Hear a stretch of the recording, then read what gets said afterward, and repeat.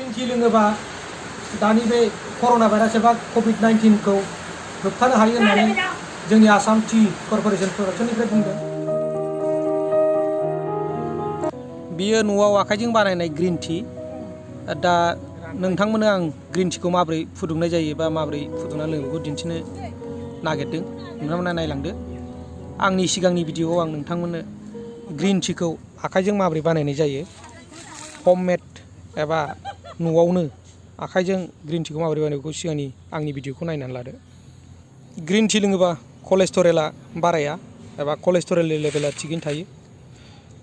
दा बेखौ लोङोबा ब्लाड प्रेसार, सुगार, डायबेटिस बेफोरो ग्रीन टीजों कन्ट्रल जायो। कलेस्टरेल होननानै बुङोब्ला जोंनि थै नालायाव थानाय मेजेम सेरेबफोरा बारायनायखौनो होनो, बियो बेजों रानो।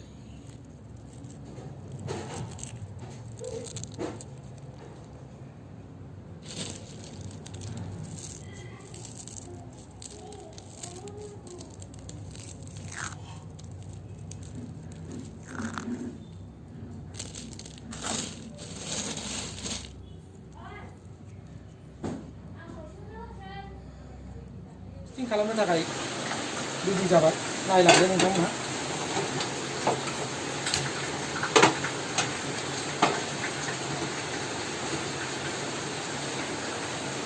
बेवहाय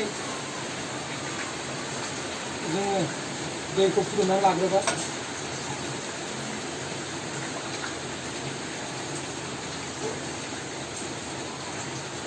दैया गोदौखांनायनि उनावहाय ग्रीन टीखौ जों हरनाय जागोन। दा ग्रीन टीआव सिनि आरो गाइखेर होआ। गाइखेर गोनां साहायाव ग्रीन टी होयोब्ला बे गाइखेरा गावो। दा गाइखेरजों लोंजाग्रा नङा बे ग्रीन टीआ। दैया गोदौबाय, रेडि जागासिनो दङ।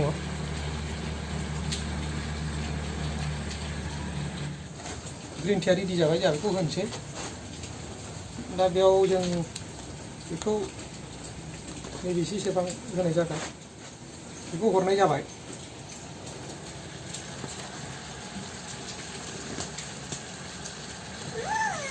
दा बे ग्रीन टीखौ होखांनाय लोगो लोगो जोङो बेखौ 1 मिनिटसोल' दोननाय जागोन।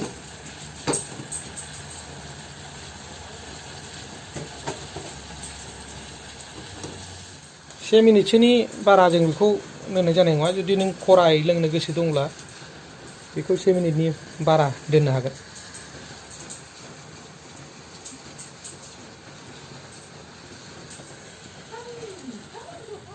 जाबाय। दा जोंहा नै ग्रीन टीआ रेडि जाबाय। बियो रांख्रेब रांख्रेबमोन, दा फुदुंनाय लोगो लोगो बे बिलाइ गोथां महरैनो नै गावलां जाफिनजोब्बाय। दा बेखौ बांद्राय गोबाव फुदुङोब्ला बियो गोखाया बांद्राय जायो। जुदि खरा नांगौबा गोबाव 2 मिनिट 3 मिनिटबो नों बेखौ फुदुंनो हागोन, बयल खालामनो।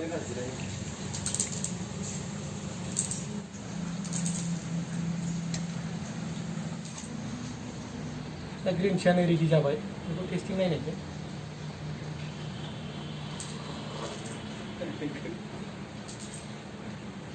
मोजां जादों, एकदम स्रां मोनो, लोंनाय लोगो लोगोनो मोजां मोनो। पियर, अरिजिनाल, अर्गानिक, बेयाव जेबो केमिकेल गैया, नन केमिकेल, जेबो मुलि रासायनिक हासार गैयै। बिदिब्ला नोंथांमोनाबो माब्लाबाफोर फुदुंनानै लोंदो आरो दा फैयोब्ला नै मोनलोंगोन। आरो नोंथांमोना लोंनो लुबैदोंबा डिसक्रिपसनाव आं होगासिनो दङ, नोंथांमोना कन्टेक्ट लाहर, लोंनो हागोन। ग्रीन टी लोङोबा दानि बे कर'ना भाइरास एबा COVID-19 खौ होबथानो हायो होननानै जोंनि आसाम टी कर्प'रेसन प्रडाक्शननिफ्राय बुंदों। सानसेयाव खेबनै खेबथाम खेबब्रैसो ग्रीन टी एबा साहाखौ लोंबाय थायोब्ला जोंनि इमिउन सिस्टेमनि पावारा बारायो। दा बे इमिउन सिस्टेमनि पावारा बारायोब्ला कर'ना भाइरास एबा COVID-19आ जोंनि देहायाव साग्लोबनो हाया, नाख्रेबनो हाया होनना बुंदों। बेखायनो जोंनि बे आसाम ग्रीन टी, आसामनि साहाखौ लोंबाय थायोब्ला नोंथांमोना देहानिफ्राय राखांनो हागोन। मानोना बिनि टेस्टआ जोबोद गोखा, कुइनेन बादि, क्ल'र' अक्सिडाइजजों कुइनेनफोर बादि गोखा बियो।